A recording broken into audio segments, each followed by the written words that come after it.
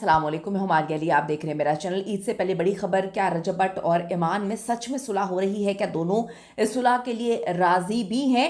क्योंकि सुलह के बीच में पहले ईमान की वालदा की एक ऑडियो लीक होती है, फिर रजब की वालदा की एक वीडियो और ऑडियो लीक होती है, और अब एक खौफनाक किस्म की रजब भट्ट की ऑडियो लीक की जाती है।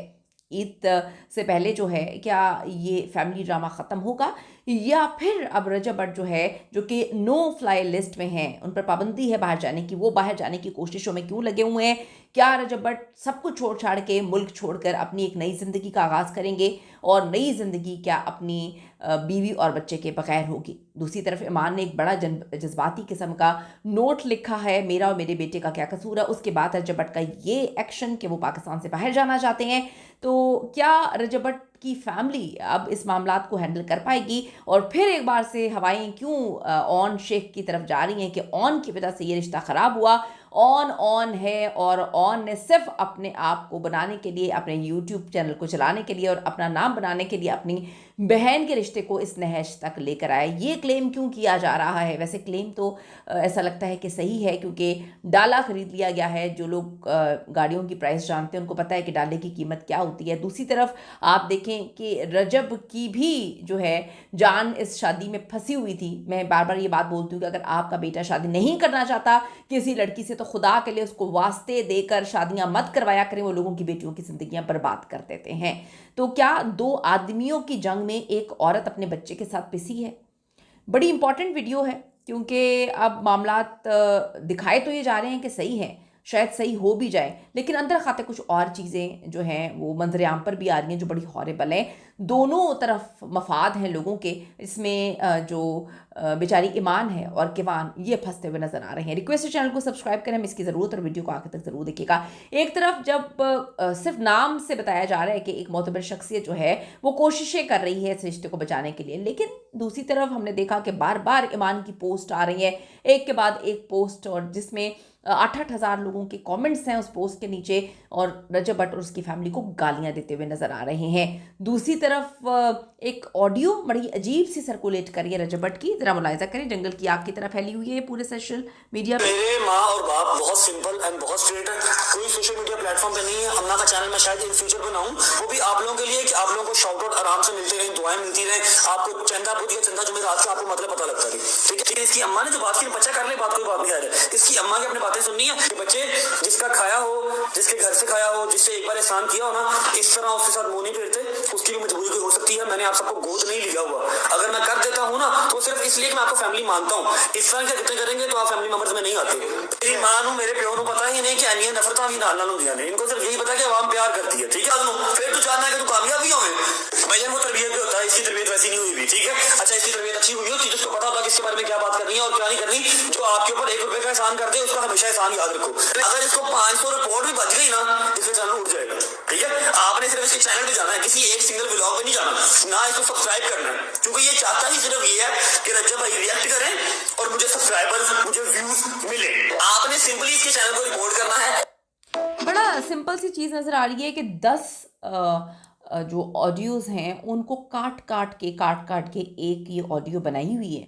फैब्रिकेटेड किस्म की ऑडियो लग रही है। ये नहीं कह रही कि बात नहीं हुई, लेकिन अगर आप इसको गौर से सुने तो बीच में कट्स आ रहे हैं। ऐसा लग रहा है काट के अपने मतलब की बात जो है वो सारी की सारी डाल दी गई है इसके अंदर।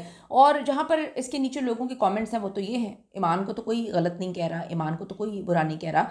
ये एक इंतहाई तकलीफ़देह बात है कि किसी भी औरत के लिए कि रमज़ान के इतने मुक़द्दस महीने में आप पकड़कर जो है पहली तलाक भेज रहे हैं। ये किसी भी औरत की तज़हीक है, तज़लील है, इंसल्ट है। आपके बच्चे को पैदा कर रही है और आप पहले तो चीट कर रहे हैं, उसके बाद आप ये हरकतें कर रहे हैं। इसको साइड पे करते हैं। एक औरत खुद डिसाइड करती है चीटिंग के बाद कि वो इस आदमी के साथ रहेगी। मैं होती मैं ना रहती। तो आप लोग जो कहते हैं कि जी एक औरत होने के नाते जो है आपको सोचना चाहिए, तो मैं आपको बता रही हूँ कि मैं एक औरत होने के नाते आपको बता रही हूँ, मेरा बंदा मुझे चीट करे, मेरा शौहर मुझे चीट करे और वो पकड़ा जाए, मैं उससे कितनी भी मोहब्बत क्यों ना करती हूँ, मैं उसको छोड़ दूँगी। मेरे जितने मर्जी बच्चे क्यों ना हो, मैं इस रिश्ते को ख़त्म कर दूँगी। तो मुझे तो आप औरत होने की कहानी ना सुनाएं कि आप औरत हैं तो इस जगह पे आके मेरे असूल बहुत सिंपल हैं। उस पे ना जाएं। अब ईमान ने कहा है कि जी सर्कमस्टांसेस, कोई भी सर्कमस्टांसेस ये नहीं हो सकते कि आप किसी भी चीटर के साथ ज़िंदगी गुजारें। ये आपका अपना डिसीजन है। आपने जब चीटर के साथ ज़िंदगी गुजारने के लिए सोच लिया, एक दफ़ा जो चीट कर सकता है वो 10 बार भी कर सकता है। और रजब को देखकर कहीं से भी मुझे तो ये चीज़ नहीं लगी कि वो कहता है जी गलती हो गई। मैंने पाकिस्तान के शायद 70% आदमियों को ये कहते भी नहीं सुना कि जी गलती हो गई, ये माफ़ कर दें। वो कहते हैं हाँ जी हो गई, रहना रहो, नहीं रहना ना रहो। अगर उसने कहा जी माफ़ कर दें तो उसकी माफ़ी में भी नहीं लग रहा कि उसको रिग्रेट है, तो ये बात छोड़ दें। वो मियाँ बीवी दोनों का अपना, बीवी पर डिपेंड करता है कि वो डिसाइड कर चुकी है, वो माफ़ कर चुकी है। मैं ना माफ़ करती तो मुझे औरत होने की कहानी ना सुनाएं आप लोग। सिंपैथी की बात नहीं है। आप कैसे रह सकते हैं किसी भी चीटर के साथ कि आप यहाँ पर जो है प्रेग्नेंट है, आप यहाँ पे बच्चा पैदा करें, वो कहीं और मुंह मार रहा है। तो हर इंसान की अपनी जो है ना लिमिटेशंस होती हैं, लिमिट्स होती हैं। मेरी तो अलग लिमिट्स हैं। जो लोग कमेंट्स में कह रहे हैं उनको थोड़ा सा समझना चाहिए, मत कंपेयर करें।